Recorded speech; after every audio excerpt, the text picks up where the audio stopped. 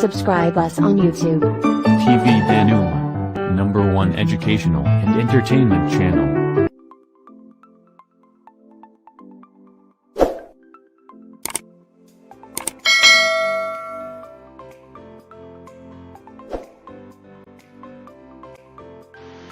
Apple හා Google සමාගම් එක්ව කොරෝනා වෛරස ව්‍යාප්තිය පාලනය කිරීම සඳහා මෘදුකාංගයක් නිර්මාණය කිරීමට පියවර ගෙන තිබෙනවා. Bluetooth තාක්ෂණයෙන් බලගැන්වෙන එමගින් වෛරසය ආසාදිත පුද්ගලයන් සමග සම්බන්ධතා පැවැත්වූ විට දැනුම් දීමක් සිදු කෙරෙනවා. පුද්ගලයන්ගේ පෞද්ගලිකත්වය හානි නොවන පරිදි රෝග පැතිරීම වැළැක්වීමට මෙයින් සෞඛ්‍ය බලධාරීන්ට සහාය ලැබෙනවා. වෛරසය ආසාදිත පුද්ගලයන් සමග සමීප සම්බන්ධතා මගින් වෛරසය පැතිරෙන බැවින් සම්බන්ධතා අනාවරණය කර ගැනීම වෛරස පැතිරීම පාලනය කිරීමේ වැදගත් මෙවලමක් ලෙස හඳුනාගෙන තිබෙනවා.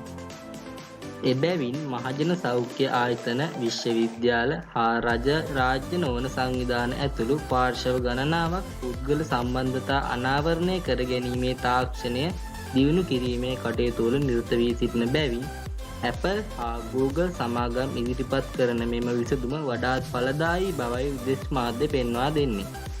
මෙහිදී iOS සහ Android යන මෙහෙයුම් පද්ධති දෙක අතර තොරතුරු හුවමාරු කර ගැනීම සහ එම තොරතුරු භාවිතා කළ හැකි පරිදි වැඩසටහන් සංවර්ධනය කෙරෙන අතර එම මෘදුකාංග App Store සහ Play Store වෙතින් භාගත කර ගැනීමට අවස්ථාව සලසා දෙනු ලබනවා.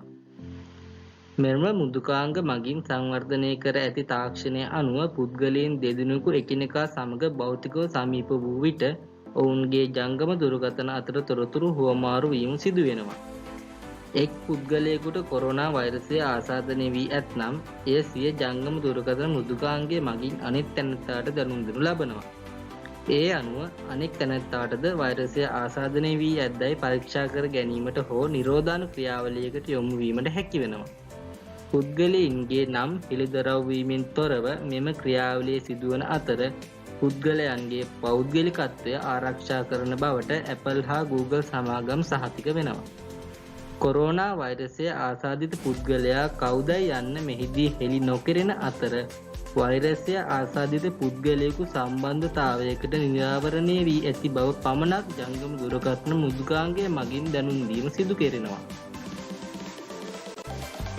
දිනපතා අලුත්ම පුවත් දැන ගැනීමට පහත බටන් එක ක්ලික් කර අපව සබ්ස්ක්‍රයිබ් කරන්න. ඒ වගේම කුඩා සීනුව එවුවොත් අලුත් වීඩියෝ දාපු ගමන් ඔබට දැනගන්නටත් පුළුවන්.